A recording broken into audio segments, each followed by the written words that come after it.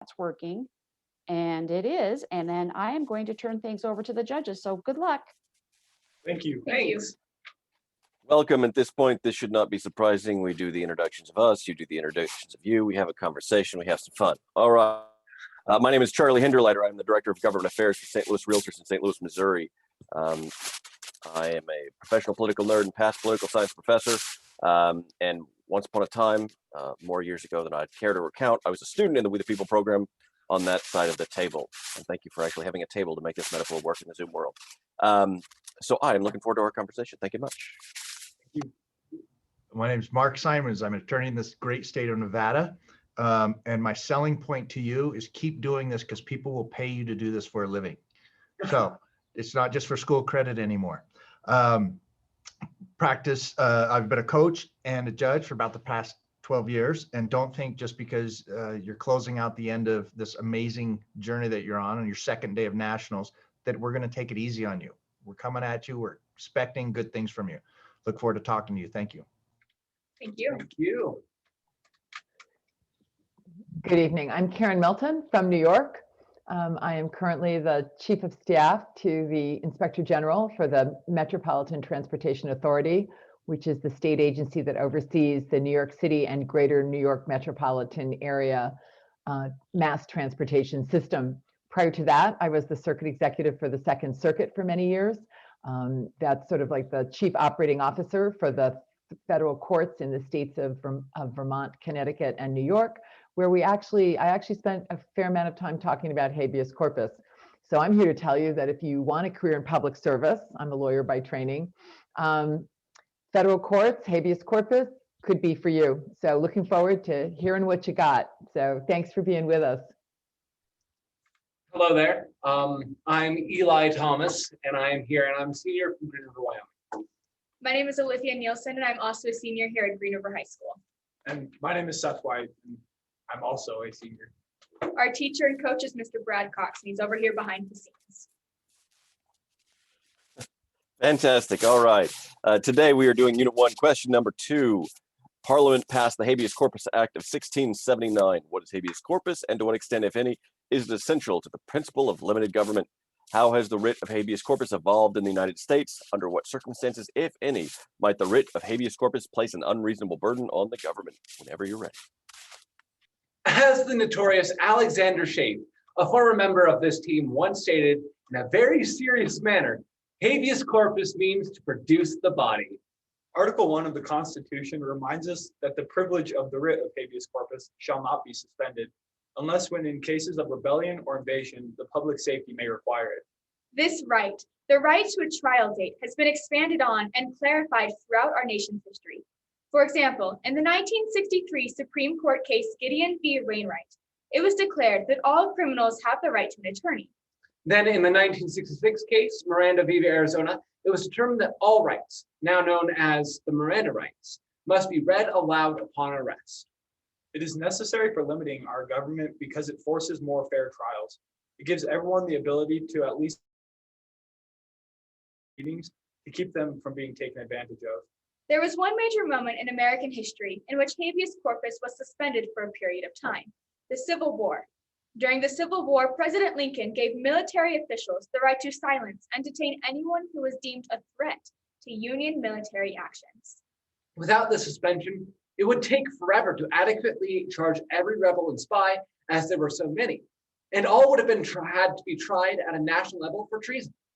Later in history, in 1996, the Anti-Terrorism and Effective Death Penalty Act was passed by Congress, which limited inmates' ability to abuse the writ of habeas corpus.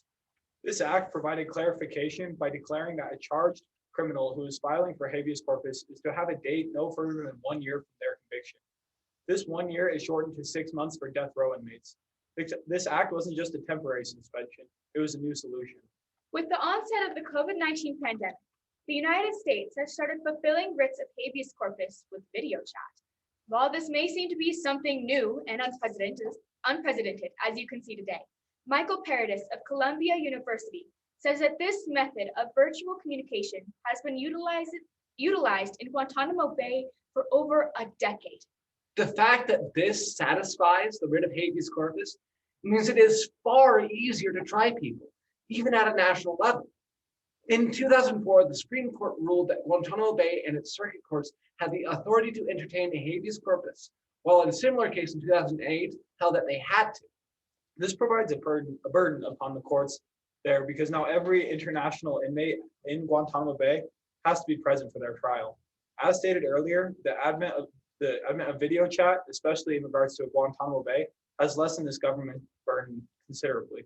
The writ of habeas corpus is a burden to the government, but it is a necessary burden to promote the ideas of life, liberty, and happiness of United States citizens. It is not unreasonable for a government to implement national laws and then hold a trial for those who break said laws. The writ of habeas corpus establishes a system in which everyone who breaks these federal laws is given a court date.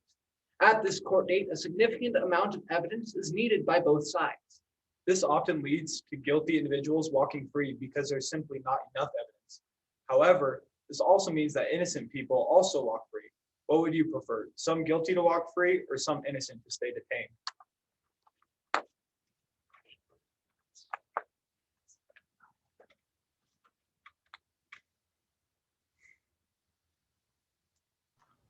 Sorry about that. That was my fault.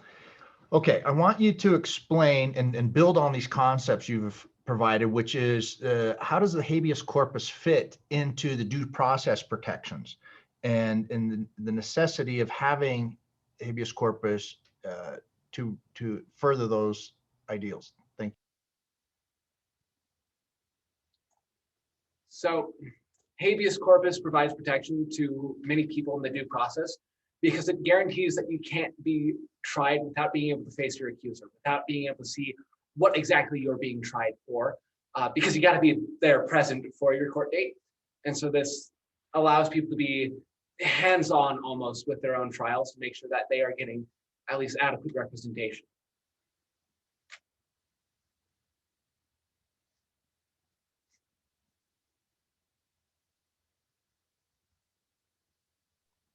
So let's talk a little bit about the historical underpinnings of habeas corpus. And maybe you can talk a little bit about why the founders felt it was so important to include a reference to habeas corpus in the Constitution when we still had, other rights enshrined in the Bill of Rights. Of course, habeas corpus is essential in making sure that everyone is getting not only a trial date, but also the right to face their accuser and other such things, which are so critical in making sure that we are promoting the ideals of life, liberty, and happiness for the people. It is not fair for an individual who is wrongfully detained to not have a trial date. If something were to go wrong and this person were not set a trial date and they were innocent, then there's no other way for that person to be able to get their voices heard, to make sure that they are set free. It is ultimately in the ideals of the American people, with the best interest of the American people, in making sure that everyone has that equal opportunity. And building off of what she said that it is for the American people. I think that is something that you need to emphasize because it is taking power away the risk of an unfair trial and sorry. And so that innocent people are set free and are set as innocent, as opposed because you need the evidence necessary for a trial, as opposed to guilty or innocent people being tried as guilty. And from a historical context, England was abusing the lack of a right to habeas corpus and the time of the revolution, such to try people while they were still over in the Americas, instead of shipping them back to England to try them, then ship them back. So it was a protection against that, because I didn't want something similar happening within the American government. It's all for the ideals and the best interest of the people is ultimately what it is at the end of the day. It was then and it is now. All right, so in your prepared statement, you talked about the suspension of habeas corpus during the Civil War. Let's delve into that a little bit more. Talk to me, do you think Lincoln was right to suspend the writ of habeas corpus when he did that, either from a legal, moral perspective, however you want to approach that? I think it was a very difficult decision for him to make, because ultimately the country was torn. There's no doubt about that. And so by limiting the writ and suspending the writ of habeas corpus, I think it was the right decision because there was no way that everyone was going to get fairly tried. There were simply not enough people to give that fair trial, to set those trial dates. It would have taken an extremely long time and it would have been unfair to the American people. When essentially half your population is now guilty of treason, it's going to be hard to get everyone who needs to be tried in for trial. So authorizing people to do it on a lower level was something that made total and complete sense, in my opinion. In addition to that, the Civil War was arguably the worst time period in American history with everything that was going on. And by suspending the writ of habeas corpus, Abraham Lincoln was trying to build bridges to a better future as opposed to living in that awful past. Yeah, so although some people may have been guilty and walked free, it was so much better to have those few people walk free than have more people who are innocent stay detained. Do you think that the writ of habeas corpus should be applied to non-citizens? And why wouldn't we apply it to non-citizens? So I want you to explain that tension from your perspective. So this is really fascinating. We brought it up a little bit in our piece about Guantanamo Bay, is that there was a time when we didn't entertain that. And we didn't entertain that because there were people that we deemed as guilty because they were hurting the American country. So we didn't need to try them because they were hurting us. And I feel that was greatly mistaken. Non-citizens should be able to represent themselves on the same level. This, I don't think, should be an American right, but a human right. So, and that was seen in our court cases from Guantanamo Bay, saying that they could and then had to entertain this writ for at least some of their inmates. Yes, if we are not entertaining this writ for people such as those at Guantanamo Bay, we are ultimately putting ourselves on a higher level. We are basically saying these people do not deserve this right. The right to a simple trial date, the right to represent themselves. And that is unfair on a moral level. And building off of what Eli said, that it should be seen as more of a human right. America has always been for the people, whether you're a citizen here or should be has always had the idea of being for the people, whether you're a citizen here or not, because we were built we're our nation of immigrants. And so we, like he said, a human right as opposed to just a citizen right in the United States is a better way to look at it.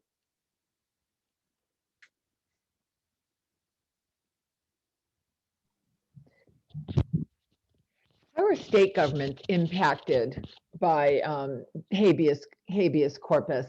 And do you think that it's an unreasonable burden on the states, since the majority of habeas corpus petitions come from state prisoners? So while I do think it is a burden to have that impact on states, it's a necessary burden. Because even that's what a lot of our rights are necessary burdens on the government to help us secure our liberties and rights from the government. So while it is a burden on the state level, and there is a significant burden there, I do believe it is a necessary burden. If we do not have this burden on the state level, we are not promoting the ideals of life, liberty, property, happiness, the ideals that all of Americans believe to those people. And that is not what we stand for as Americans within our Constitution. And even though it doesn't always seem like it, our government is intended to be for the people. And even though it is a burden on the government, it's a great right for the people. All right, we're low on time. Let's talk about other protections for limited government. What are some other pieces of the U.S. Constitution you think are critical in terms of protecting our rights and limiting the U.S. government? I mean, this one is a pretty simple one, right? Freedom of speech, press, First Amendment rights. Those are all critical because we can still have our voices heard. A lot of places, first steps to maintaining and holding back a populace would be to censor the public. Okay, we're at time. Good job. Woohoo! Yay. Okay, it's time for feedback.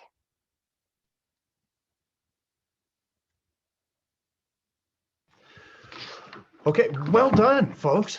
I mean, you waited patiently all day. You came with energy. You came ready, and you gave us. I thought you really well done. I love the approach you took on my question with regard to citizenship versus non-citizenship. And there's again not really I'm not going to say there's a correct answer. There's the recognition of the tension and where should it be. And I loved how you pulled it into a human right, because I think that's consistent more with what the foundational premise of the habeas corpus is.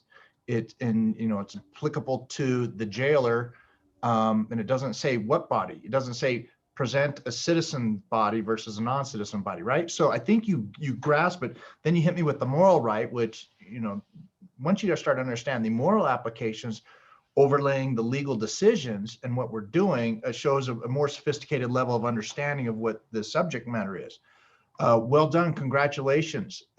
Thank you for our time. I appreciate it. Good job. Thank you. Jeez. Well, I would echo those comments. I thought that I liked how you referred to human rights, which sort of paralleled the natural rights so important to the founders and that the founders relied on.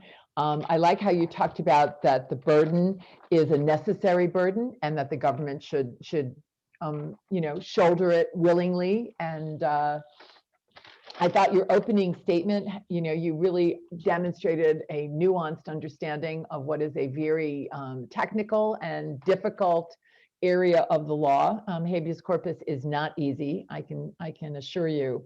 And I thought you really did a nice job. What I also liked is you look great, you worked together really well, you didn't trip over each other, you sort of were so on each other's wavelengths that it was just a nice conversation. It was really great how you played off each other and picked up on what each other was saying, which meant you were critically listening, not just to us, but to each other, which I think is so important. So well done, congratulations. And I hope you feel good about your performance because we thought it was very good. Thank Thank you. you. I don't know about you guys, but I'm having fun. I hope you are as well. And I think you guys are. Would that be fair to say? Yeah. Yes. Okay, good. Because this is fun stuff. It's okay. Maybe we're nerdy, but you know, I think these are important concepts that you guys clearly are wrestling with, and I think you guys did a really nice job with that. I love that piece in your opening statement that this is a necessary burden. I thought that was a great way to phrase that, and you echoed that in the follow-ups. I love the idea that this is not only the ideals but the best interest of the American people with protecting habeas corpus. Just a good conversation. I thoroughly enjoyed ourselves, and I hope you keep wrestling with interesting questions like this as you go forward. All Thank right. you. Woohoo, good job. Yay. All right, I'm going to make sure our recording is heading off to the cloud.